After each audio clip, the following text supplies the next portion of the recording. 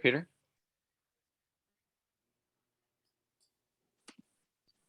Okay, so I'd like to welcome everybody to our last day in September 29th meeting. And today we've got a guest, Mark Reinhart is with us, and we'll give Mark a little bit more plug here later on. But we'll start off with any happy thoughts. And I'm going to start off first. As you know, the Rotary office is on Thames Street, so we overlook the river. And my brother-in-law got a hold of me last week and he said, you know, we're going to flood. What do you think we're going to have to do? And I said, it's September. It never floods here in September. Don't worry about it. Then I went down to the river and I could not believe the amount of debris that has come down the river, and a lot of the debris being hung up on the 5th Street bridge abutments. And then the 3rd Street, the poor guys that are trying to work there, I don't know how they did it. They had a excavator of some kind out on the end of the one part closest to downtown, pulling debris out of that way. And then they had a huge one on the Thames Street side of it, pulling out huge amounts of wood and putting a lot of it in the parking lot. Some of it, they were just picking it up and moving it to the other side of the bridge work and letting it continue on down. So it was an interesting process. Then I started texting my brother-in-law, who the family actually owns the building, and saying, yeah, it's okay. We got 9 steps before it comes. I was measuring down in Rotary Park and keeping an eye on it. And it came up to, I think I had 4 steps, and then thinking, maybe I'm wrong. Maybe this could come up. But all the work that they did clearing as much debris took care of things, and the river is running quite well. We are still gathering small amounts of debris, but not like we did in the earlier stages. Anyone else with a happy thought for us here? Peter, please. Oh, got you on mute, Peter.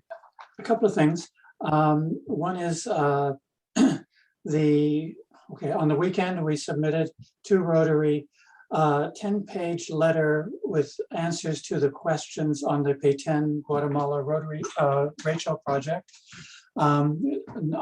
plus Excel spreadsheets with all kinds of details on every single school, plus other documents of training material from the watershed management group and from the girl empowerment group that we had a talk from them several months ago. So now we're sort of on tenterhooks waiting, hopefully, that they'll finally approve it. We have a committee meeting tomorrow afternoon. If anybody's interested in participating in that committee meeting at 4 p.m., let me know and I'll send them a Zoom link. What's happening in that committee meeting is Lucani Contreras has been doing all the work on the Guatemala side. We'll be sort of talking about the work that had to be done to reply to the global grant questions from Rotary. And also we'll be discussing, hopefully not prematurely, how all the money is going to work. Because I think several clubs are going to act as consolidators. Our club will get the money from Blenheim and Tilbury and then forward it on to Guatemala. There'll be a club in Calgary that does the same thing and a club in Washington State that does the same thing. And so that's on the project. And also, just so you know, my wife and I are going to our place in France. That's what you're seeing behind us is the view from our terrace in a place in France. And we're going to be there for a month until early November. And it's the first time I've been there for 2 years. So I'll have to see how things have, the house is still in decent shape after 2 years of being pretty well left alone. That's it for me. And things are relatively good in France as far as COVID and shots and things like that, Peter? The vaccine passport, the Pass Sanitaire, has made a huge difference. It's kind of forced people to get vaccinated. And it also keeps the unvaccinated away from the vaccinated. So their numbers are kind of similar to what they are in Ontario, population-wise. Mm-hmm. Okay. And any other happy thoughts? Yes, Allison? Just a quick note, if anyone has social media and would be able to share my post about tonight's vaccine Q&A session with Dr. Mayo, who's from Wallaceburg. And Dr. Mayo might be an angel on earth. If you've met him, he is literally the most amazing physician person I have ever met. And I don't say that lightly. So he's retired, but he works and volunteers at Hope Haven downtown. And he was at the pediatric COVID assessment clinic till 11 last night. Then he gets up and swims every day at 7. Anyway, he's going to be hosting it tonight, and it's a Q&A session on vaccines. And I know, or I hope, that all of us are vaccinated, but as we know, our vaccine levels in CK are a bit lower than we would like. So we're holding these Q&As for the community to sort of help people feel more comfortable making that decision. So if you see the post on my Facebook, I would love it if you could share it, or on Twitter, and get as many folks as we can on the it's a Facebook live event. So if you go to the Come Together CK Facebook page, it'll be broadcast live at 7 o'clock tonight. Great. Oh, thank you. Thank you, Allison. Unfortunately, there's another Rotary event tonight it's listed as for newcomers. I've scheduled myself to attend. I think Chandra and Tina may attend, I'm not sure. And so that's taking place tonight, probably right about the same time. But I've got the feeling that I'll be at home with Rotary on one thing, and I'll have Lynn with probably Dr. Mayo on the other. So, and we just sign up through the Facebook. Actually, you don't even need to sign up. It'll be automatic. If you go onto the page, it'll be automatically playing. So you can just visit the page and you're good to go. Okay, great. Thank you. Thanks. And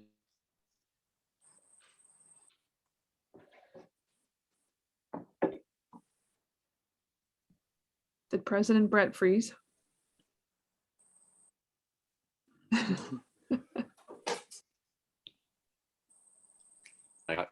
I'm froze. Oh, you're unfrozen, Brett. You're unfrozen.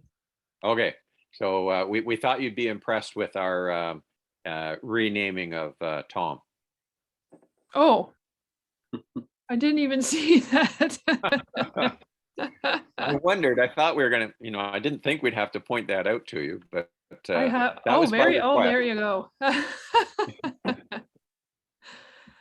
Okay, any other happy thoughts to go through here? All right, so moving forward, we've pretty much gone through everybody's birthdays this month, but Jane Fry, Monica Rambor, Carl Veroba, and yours truly all enjoyed a birthday in September. And our club anniversaries were Terry Smith, 5 years now, effective today, I think it was, yesterday. So congratulations to Terry. And oops, hang on, I just got to update my attendance as we go here. And so that brings us to our speaker. Now, originally, I think Allison, Tanya, had I reached out to you about an introduction? Because I have a bio here if you want me to. Well, you had, and I wasn't expecting to be able to attend today. So I'm going to let you read the bio because otherwise I'll just be doing it off the cuff. I could probably do it, but actually you go off the cuff, and if we miss something here, I'll jump in. Okay. Great. So I've known Mark for a number of years now, and he once was on the library board, and that's how I really got to know Mark. So that's got to be at least, I don't know, 14 years ago, something like that. I've worked on a number of projects with him. We do some sort of LGBTQ friendly programming at the library together. We did a presentation with another librarian at the Canadian Library Association, again, years ago on the Queer Archive. I have the pleasure of having Mark work at the library right now on a special project to engage our community with the public libraries and the development of a strategic plan. So you'll see some really neat things out through the month of October about that. Just super happy to welcome a friend and a colleague to speak to Rotary. And I think some Rotarians will remember, Mark has spoken to us before. We were at Rotary Lounge, and when they debuted a short film on It Gets Better, if I remember correctly. What else do you have, Brett? So I've got Mark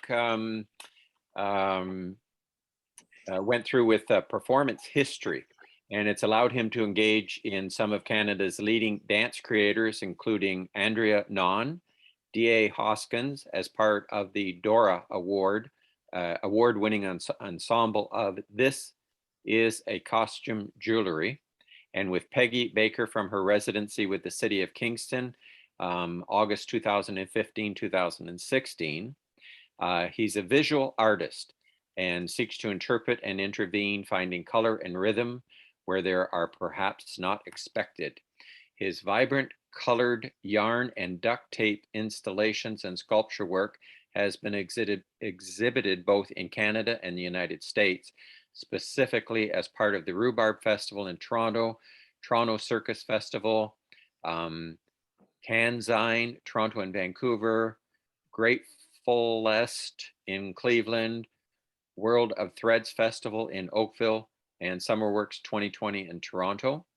He can commonly be found winding yarn around trees, activating public spaces with temporary duct tape graffiti, and chasing creative, immediate, and uncompromising intersections with artists and thinkers of all kinds. So we look forward to hearing from you, Mark. It's an interesting bio for sure. Whew. Yeah, that is, isn't it? Thanks for the introductions, both Brett and Tanya. I'm coming to you live from the Chatham Kent Public Library boardroom. So just a couple doors down from where Tanya is. And as she suggested, I am working a day job at the Chatham Kent Public Library, working on some strategic thinking, community engagement for their upcoming strategic plan. So I'm grateful to spend some time with you this afternoon to chat about a project that I started last summer. So I'll talk about that a little bit, and then I can show you some photos, some examples of the work. And then if there's any questions along the way or afterwards, please don't hesitate to ask. So thanks for having me today. It's nice to see some familiar faces. So as the bio suggested, I'm an artist, but then to kind of collide what Tanya brought up in her introduction as well, my artwork is inspired by and influenced by community and community development and having conversations. So I last year, March 16th, I think was the official day, but around the time when our kind of current situation became what it is, when COVID was declared a thing, so to speak. Among many things, communication and connection seemed like a pretty challenging thing to find and to practice. So a colleague of mine in public health, her name is Rebecca Haskell Thomas. She's a planning and evaluation specialist over there. Has been doing some incredible work always, but especially in the last year and a half. She and I got into a conversation about how people are connected and how people can stay connected. And we came up with this little hashtag called Be Apart, Stay Together, CK. So this concept of we can stay apart, but still find ways to be together, and that creative thinking can help us really do that. So as we were coming up with ideas on how that could work in the community, I duct taped that phrase onto the back of the Civic Center. So right on the Civic Center patio, and I think it's actually still there. So that was the first kind of iteration of this project and this curiosity about how art could be used to help bring the community together, and to help us find connection. So after that initial installation, I started to populate other buildings. So my home base is in the Arts and Culture department. I'm technically the outreach coordinator for Arts and Culture. I've just been deployed a few times throughout the last year and a half to help out.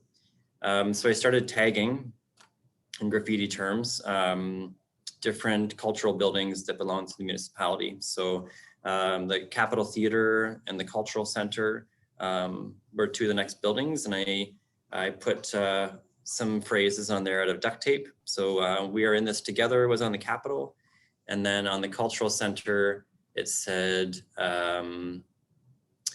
"Be brave, be strong, be creative." And it was a nice fusion of my duct tape graffiti work, but then also some phrases to speak to the community. And it's fitting that Tanya introduced me, because the library reached out to me and said, "Hey, we have a phrase for our wall." And I said, "Well, what do you got?" So the library always is coming up with really innovative ideas. And I'm not just saying that because I'm employed by them right now. I believe it, and they really do. So they came with a few different phrases. And the one that we landed on was "Books bind us together." And that one's still on the Chatham branch downtown. And for me, I note this installation in particular because it was the evolution of the project, which is called Health and Safety Notes. And it became a collaborative project at that point. So the conversations that I had with the library resulted in the phrase that went on their building, and it was essentially their mantra or their statement to the community.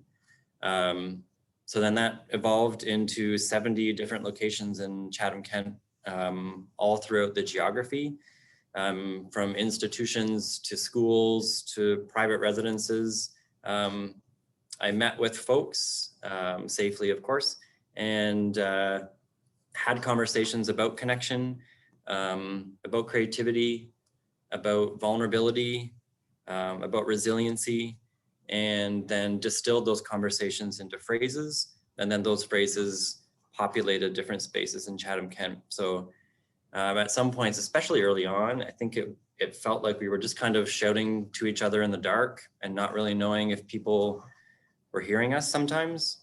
So the messages were a way to animate physical infrastructure and interrupt people's days with bright colors, but also some compassionate phrases, and just to let people know that you're not alone, frankly. So yeah, that took place over the course of the summer last year. And then an organization in Toronto called Summerworks, they're a performance art festival. They've been around for about 30 years or so. One of the curators of the festival was following the work, and I've worked with her before. And she said, "Well, what do you think about, are these messages specific to Chatham Kent, or do you think this concept could travel kind of beyond the municipality?" And I said, "Well, let's give it a whirl." So I met with, I believe, 16 organizations in Parkdale, which is like Queen West area of downtown Toronto, and performed the same kind of methods. So I engaged with the communities, came up with some phrases, and then put the phrases on their on different buildings in downtown Toronto. So if you're familiar with Parkdale or kind of the arts community in Toronto, there was some on the Theatre Centre, the Toronto Media Arts Centre, Black Artists Network Dialogue, the Parkdale Active Resource Center downtown. So just to kind of upscale the experience and to see how the project translated into different communities. Since then, I've done some work with private corporations. So an accounting firm downtown, I just finished this past summer. I worked with the entire organization, having conversations with their staff, and then distilling those conversations into phrases. And then I went 6 floors in their stairwell in downtown Toronto and duct taped the messages in the stairwell. So when they're going from floor to floor, they're surrounded by their own ideas for the future. So my method is, or my material is duct tape. My curiosity is about the role that arts and culture plays in the greater dialogue and community development and future imagining. I think if ever there was a time for us to really intersect ourselves in a very conscious way, it's now. And my toolkit happens to be arts and culture, but there are a number of different toolkits that are valuable at the table. So I'm going to show you some photos of some examples in case the project is new to you. And I'm going to try to share my screen. I'm used to outdoors climbing trees with like yarn and tape. So sometimes tech is not my best friend. So just give me a second. Okay. So you can all see me highlighting some photos here. Yes. Yeah. Okay. So I'll open these up, and I'll just talk through what you're seeing as you see it. Yeah. So this one's still up on the Capitol Theater.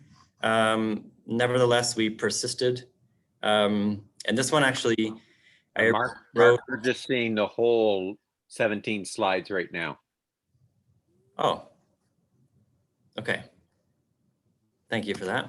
I'll just call that one up in particular. Can you see the individual one now? No.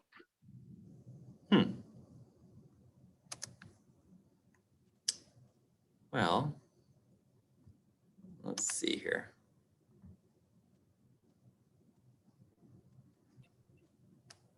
Okay, they're a little bigger now. That's a little bit better.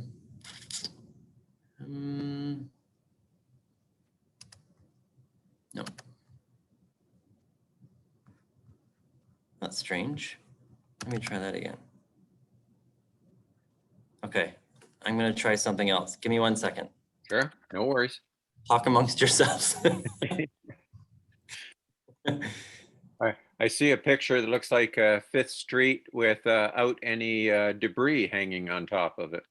No, I know. I was looking at that one. I'm just going to unshare my screen and then I'll share it again. 1 second here. I think this is going to work.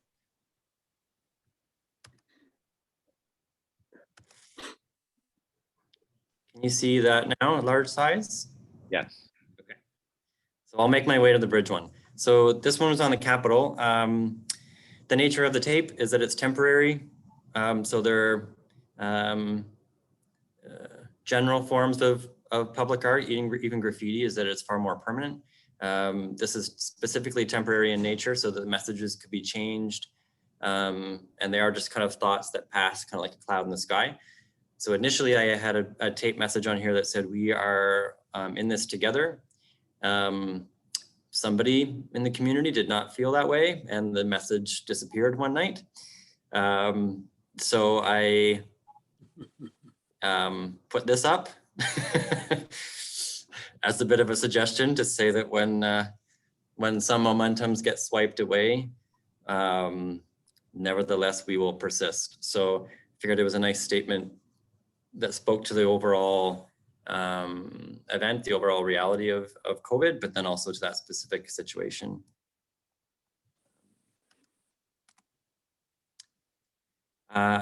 This time, almost a year ago, last year, I worked with a few local organizations, community, Bekeshwanong, Walpole Island, and some school boards as well to have some messages in the Chatham Kent Public Library as well, to have messages that were specific to September 30th. So this is a documentation of that experience as well. A friend in Blenheim I chatted with, I believe that one's still on her garage. So they ranged in scope in terms of highly identifiable kind of locations, just to, and then also in neighborhoods, just so that people were kind of, their days were interrupted by the messages. This one's on the back of the Mindful Market in Blenheim. So those garage doors aren't there anymore. They're glass doors, so it was a very temporary piece, but important no less. This was a funny one. This is one of the first ones I did in Wheatley. And I found this question was asked a lot at the beginning of the pandemic. It's like that strange time of year when in between Christmas and New Year's where nobody really knows what day it is. It feels like that's what we've been experiencing for maybe the past year and a half, that it could be Tuesday, it could be Friday, who knows? And that was a question I kept hearing at the beginning of the pandemic. This is in Toronto, so at the Parkdale Active Resource Center. So it's an incredible community hub that has affordable housing, a tool lending library. There's a food bank, a shelter, right in the middle of Parkdale. Most inspiring people populate that space. And so there's a gentleman who sits right underneath this message, and he has a chair there, and that's where he sits every day. And I chatted with him a little while when I was in Toronto last summer. And I asked him kind of about Parkdale and location. And he happened to say that this location, the Parkdale Active Resource Center, was his first home since he left home. And so I scooped up that little nugget and put it almost as like a shrine to where he sat. So every time he sat there, then he had this personal mantra sitting above him. So this one was a quote actually from Rebecca Haskell Thomas. We don't need to do what we have done. And a friend of mine whose partner works for the Lower Thames Valley Conservation Authority, we hopped in a canoe together and canoed underneath the 5th Street Bridge to put this message up. To note, if you're ever canoeing on the Thames River, make sure you have lights, because sometimes when boats are going by, they don't necessarily see you and aren't aware of the wake that could be created and could almost force you to go overboard in the Thames River, which is, I don't think, something, the Thames River is beautiful. It's not necessarily meant for swimming. So just FYI. But to your point, I believe this message, it stayed up the entire time. I'm gonna guess that it's not there anymore. We'll see when the waters recede a little bit. But my goal too was to try to not only show the role of art in the community, but was also to show the various places where art can go. Oftentimes we think it's relegated to physical spaces like a gallery or a wall, which are obviously wonderful places for art to be, but it can be much more integrated into the community, especially when some of those places are inaccessible for any number of reasons. Obviously the last year and a half, COVID being the main one. Speaking of which, this is the Cultural Center. I've come to really appreciate brick walls. So when I go to communities, people go to any number of cultural assets in the community. I try to find which buildings have the most bricks available. This is a statement that could take a number of different detours in terms of its context, but I think it's a pretty powerful one. And this one was, I put up in and around the Black Lives Matters march that happened locally, certainly, but that momentum that really became quite public in the summer of last year. This one I can actually see from my window right now. So it's just around the corner from St. Joe's Church. And I'm always curious about where and when things can be done differently. And this one, oddly enough, has also stayed up. I went to Indian Creek as a kid, so I hang out around that area quite often. And this is one that's on the school there. This one's on the Children's Treatment Center. Another wonderful partner. This one was on, I forget what it used to be, but that large like department store in the middle of downtown Wallsburg. That one was up there for a little bit. And then this one's missing the D. I have to go replace the D, but this is on Meadow Park on St. Clair. So you make an difference. It's kind of what it says right now. But it's interesting throughout this process, kind of what what messages have stayed up and which have come down, which is kind of an unexpected evolution of the project. And I'm taking the leap to think if the ones that stay up are the ones that we really need to listen to. So whether that's true or not, I think it's just something to kind of muse about. So this one's up. Mud Creek is a path I walk all the time. I grew up right on Mud Creek. So this is on McGregor. Tecumseh. Yeah, so you kind of get a flavor for the messages and the color palette and yeah, that's more or less the project. It's been an incredible year and a half, and the community in Chatham has been so receptive to the concept.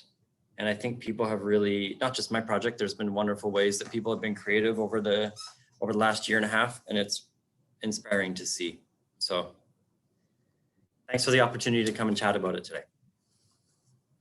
Thank you, Mark. I really enjoyed that. I think like most of us, when we first saw some writing starting to show up on walls, we thought, what's going on? And now, you know, we're, in my mind, pretty happy that this has taken place all through Chatham Kent, because just a few words can help pick somebody up sometimes. And I think it's inspirational, should speak to all generations. For my generation and for many of our Rotarians, I think many days we wake up and ask what day it is. So, you know, it's just what we do. But any questions for Mark?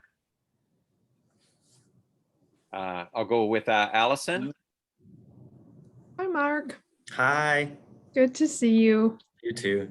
I don't, if you mentioned this, I don't think I heard it, but do you make specific, or do you choose the colors with specific intent in terms of mood or vibe or what have you? Or is it just sort of whatever comes to you in the moment for the colors of the words?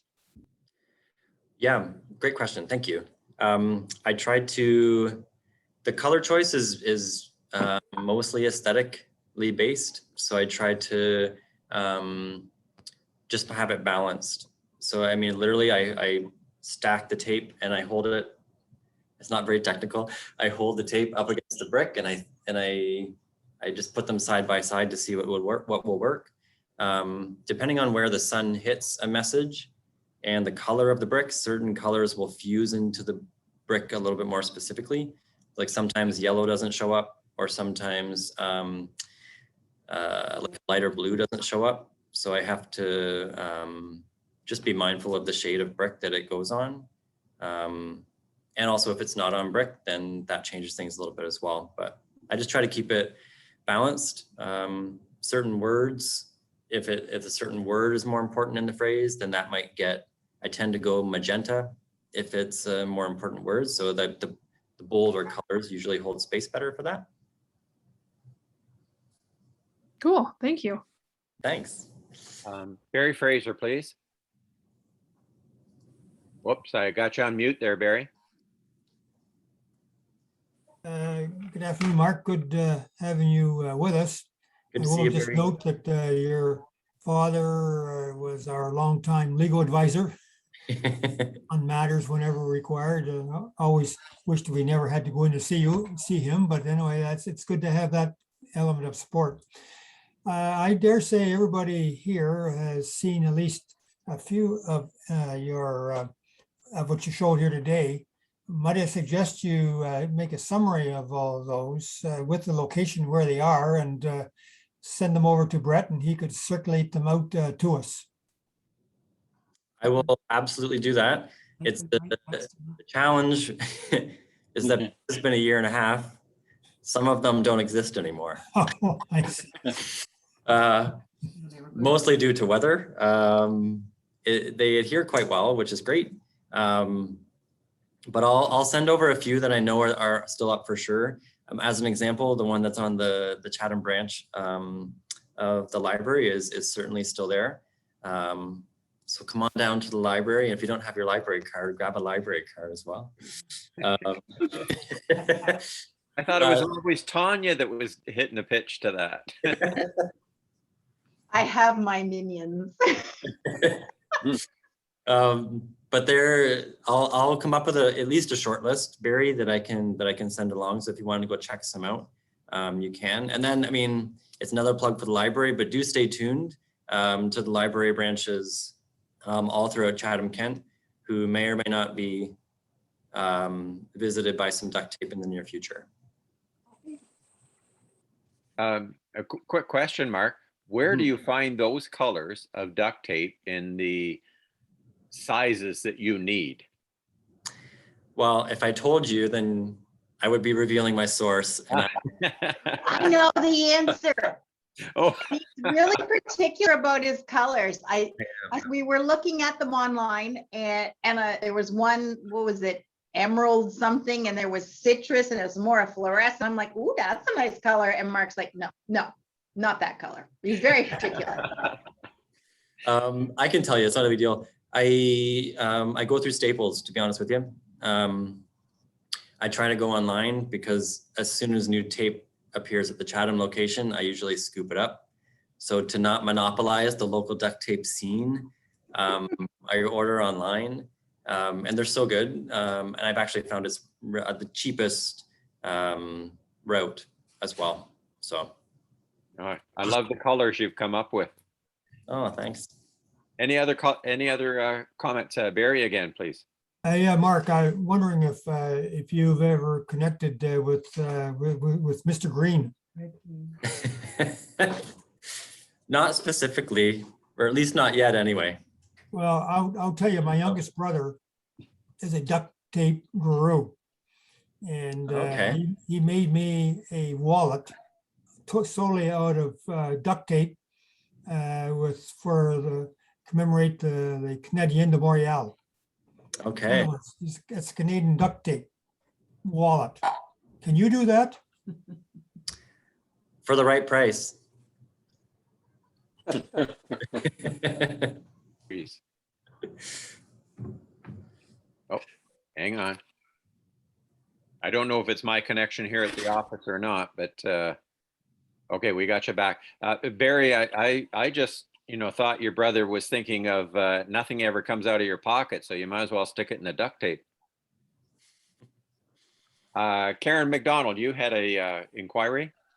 Yes, Mark, I think this is great. How much do you charge for an installation? And if we want to have something put up somewhere, do we just contact you at the library? So that's a great question. So when I did the work last summer, it was completely on my own. And the initial iteration was completely donation based. So I wanted to make it accessible for people. So it was, I had some people pay me in like a lasagna, and then some people donated to a GoFundMe that a community member created. So it was completely pay what you can, pay how you can last summer. For private commissions, I would just ask that you contact me personally. We can kind of have an offline conversation. And then I would draw kind of a line between during the day, I'm a municipal employee, and after hours, I'm Mark the artist. So when if you're looking to contact me for something like a private commission or something for an organization, then I can give this organization like my personal email, and then you can contact me that way. Okay, thank you. Great. Thanks. Mark, can I just ask what other mediums you work in? Sure. So I am a fiber artist as well. So in addition to the duct tape work, I create yarn environments. So Are you on the phone? I am. Oh, sorry. Okay.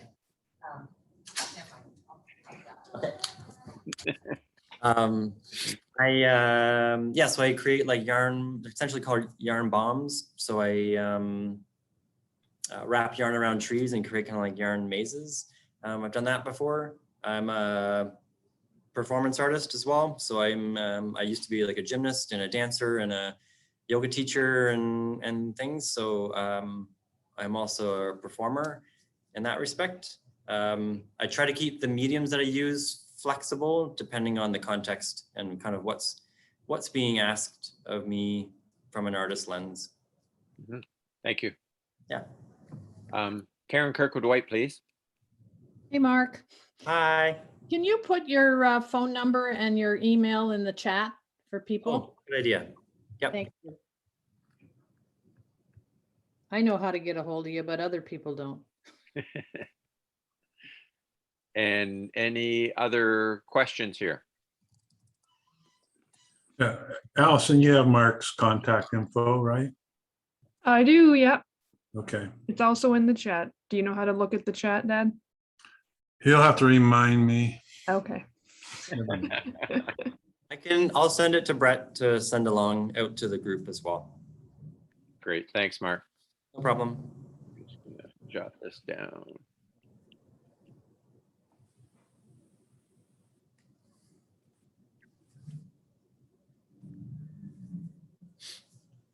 Thank you very much. Okay, so I got my information off the chat there. Anybody else with another question for Mark?